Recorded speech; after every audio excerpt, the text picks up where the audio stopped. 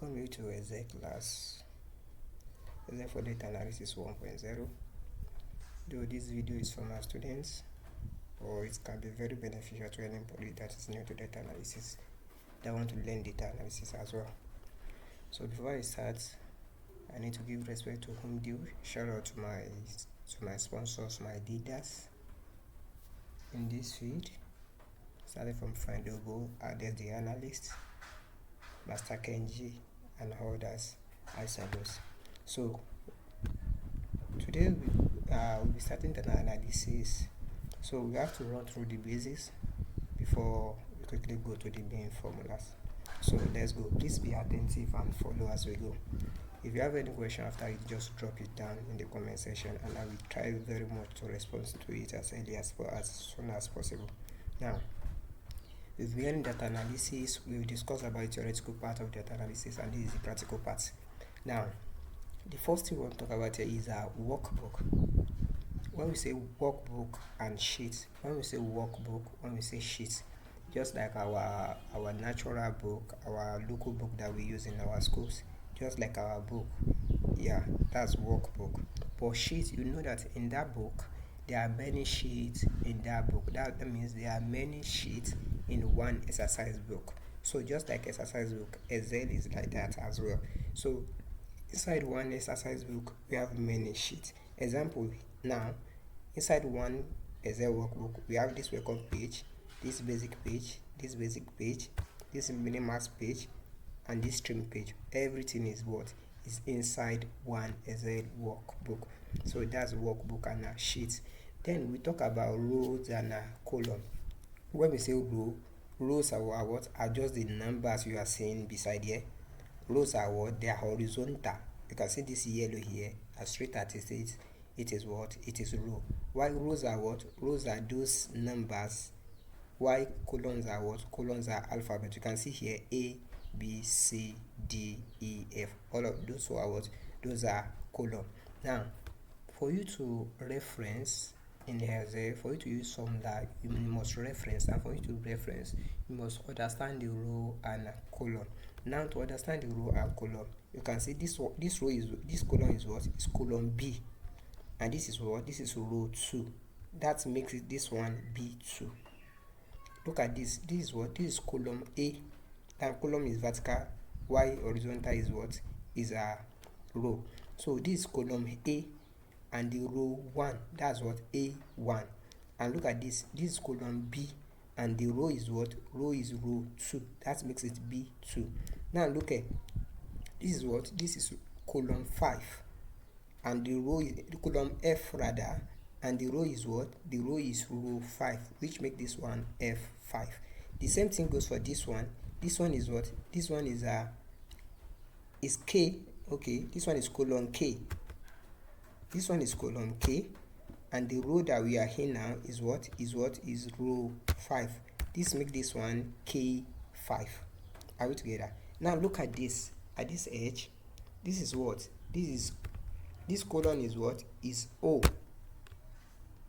This column is what? Is O, and the row is what? Row 16. Let's make it what? O16. Look at the row.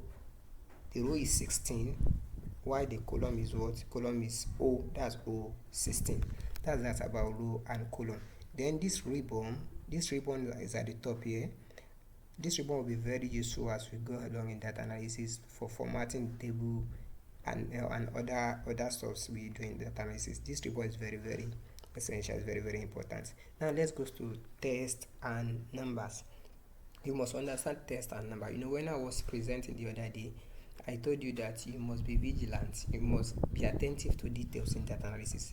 There are some things you want to do. There are some calculations you want to do that work with number, not with text. There are some things that work with text, doesn't work with number. If you are not attentive, you can spend many hours on one file trying to solve it, and you won't be able to solve it just because what you are calculating is in text format, not in number format. Now let's check this out. Here we have O here and we have 0 here. You can see O is here, 0 is here. What's the difference? Let's go to here. This one is AB and this one is WQ. Now you see that these are tests. They are what? They are aligned left. They align left. That means they are positions at the left side of the cell. They are positioned at the left side of the cell. Test is what? Is alphabet. That means, and you can see that they are positioned at the left part of the cell.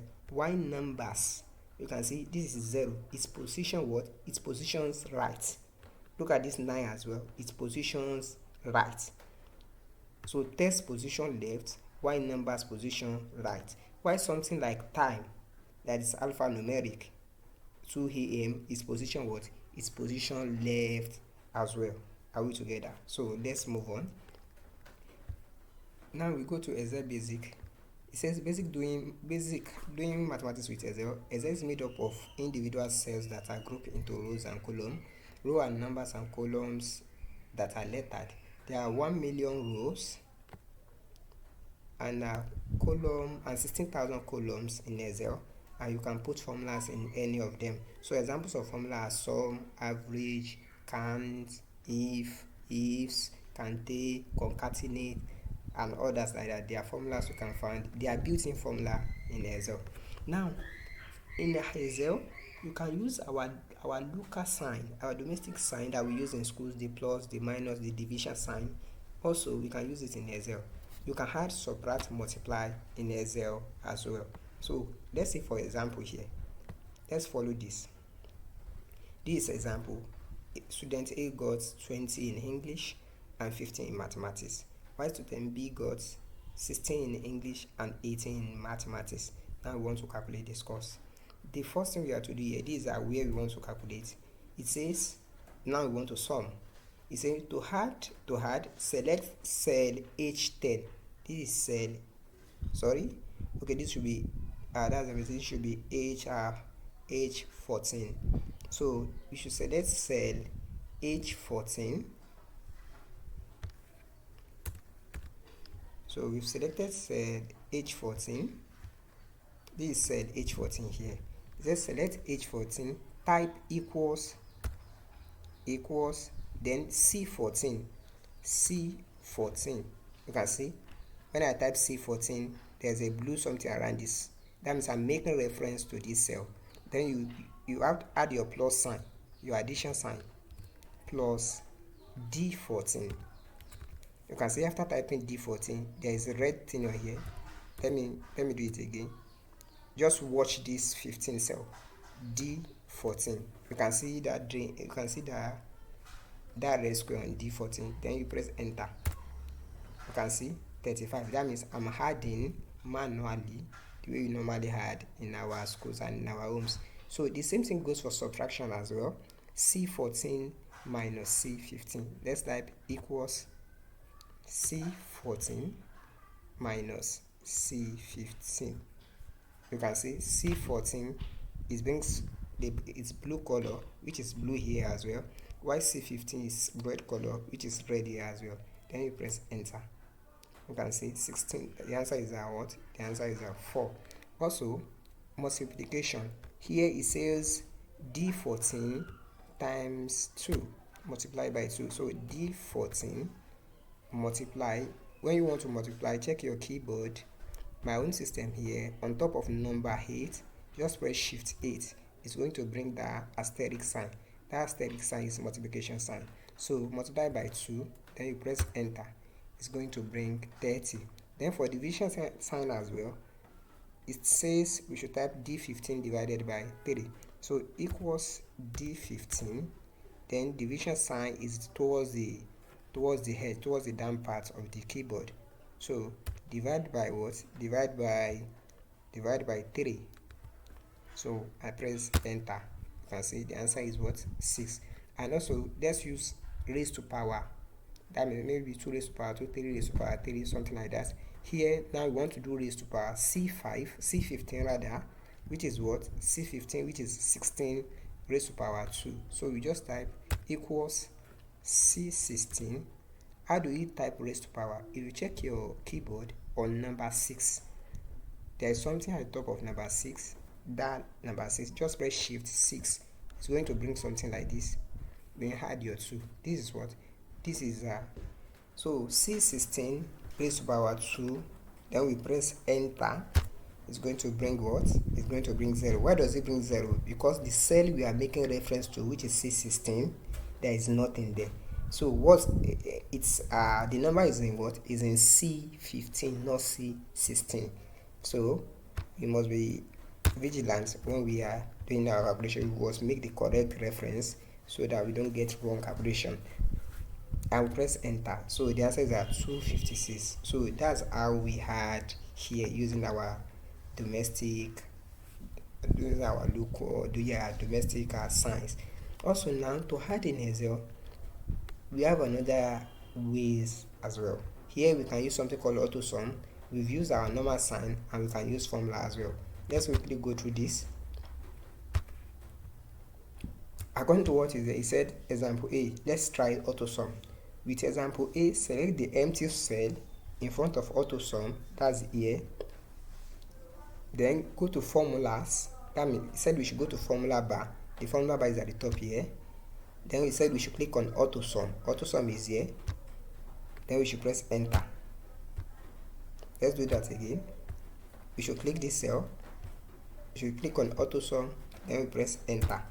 You can see it's automatically add this number up for us. Let's do that once again. It says we should click this cell. Then we go to auto sum. Click on auto sum and press enter. So it's add this thing for us automatically. So we've done this before. Now let's use a Z formula. So to use a Z formula, all we need to do is type equals. We want to sum all these things. So here equals sum. You open a bracket. You now put your cursor, your keyboard, your mouse on this where the number you want to start. You want to add where it starts from. Then you hold your left mouse, then you drag it down, then you leave it, then you close your bracket, press enter. You can see it's the same thing. It brings out the same answer. Whether we use auto sum or we use the manual calculation or we use formula, it brings out the same thing. Then we can do the same thing for average as well. If you want to do for average like this, using the same auto sum, you just click on this cell. You will click on but on this, if you want to do average, or you won't click on auto sum. Beneath that auto sum, there is a small arrow there. We click on that small arrow. There will be a drop down. Then we click on average. Then we press enter. It will bring the average of all these numbers. Also, to do average using formula, we click on this cell. We press equals, then average. We will open bracket.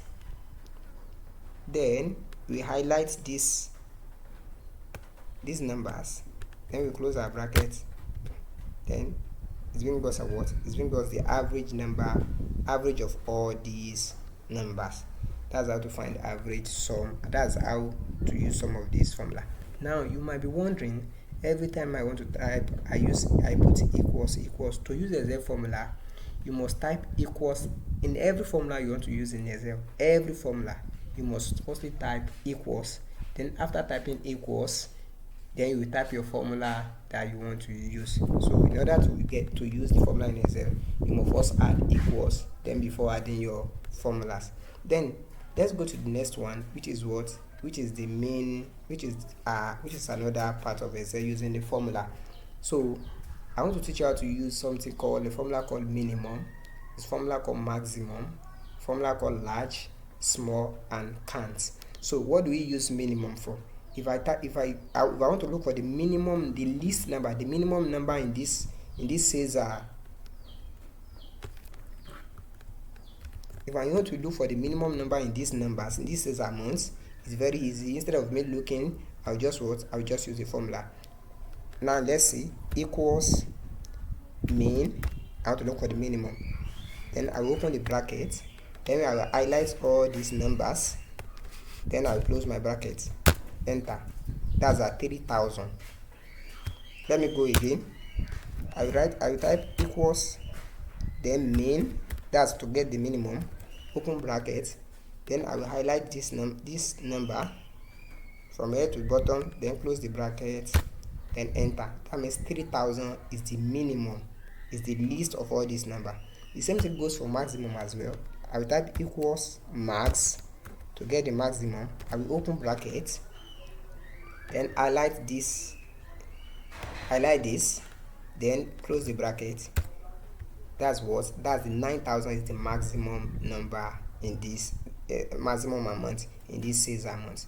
Now, large and small. You might be wondering that large and maximum is the same. Yes, but it's not still. But no, when we say large, using large in Excel, you know when I type maximum, when I use maximum, I'll be able to get just only one number that is the highest. And when I type minimum, when I use minimum, I'll be able to get the number that's minimum. But when I use large and small, if I want to get maybe the largest three numbers, maybe the three largest amounts, or the three smallest amounts, I can't use minimum and maximum to get it. I can only use something like large and small to get it. And follow me as I go. Yes, I want to get the three largest amounts in this sales amounts. So I will type equals large, open bracket. I will now, it says, you can see something here, it says array and key. No, what would I do? I will highlight this. I will now put comma. I will now highlight what do I want to do. I want to get the first the three highest number. I will now do I close the bracket. Bam. So the three highest number is what? Is 9,000, 9,000, 9,000. So the three highest number is 9,000, 9,000, 9,000. Okay, let's change it a little bit.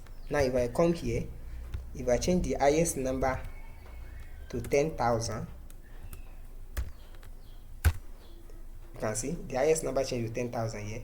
The highest number changed to 10,000 here. Now watch this. This second highest number is also 9,000, right? Let me change the second highest number here to 9,500. You can see it's automatically it adjusts here. So let's do the same thing for the smallest as well. Let's see the three smallest number here. We type equals small. You open the bracket. You highlight all these sales amounts. You type comma.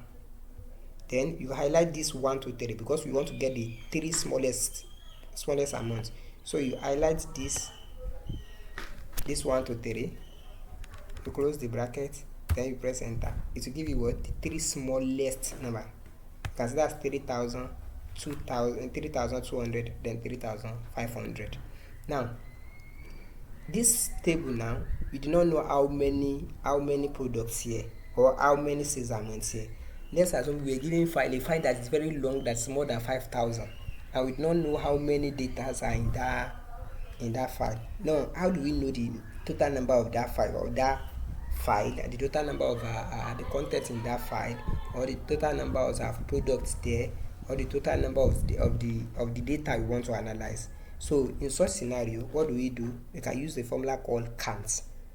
I'll just type equals count. I will open my bracket. Now let's use these products. Let's highlight everything.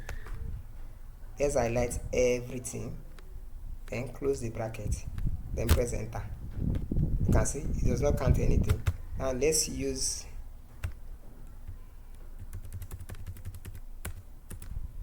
this sales amount and press enter. It does count all the sales amounts here. You can see when I use count, what do you think is the problem here? I don't want to tell you the answer. What do you think is the problem here?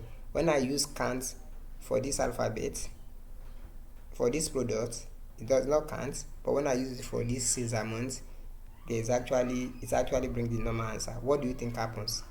Let me do it once again. Equals count.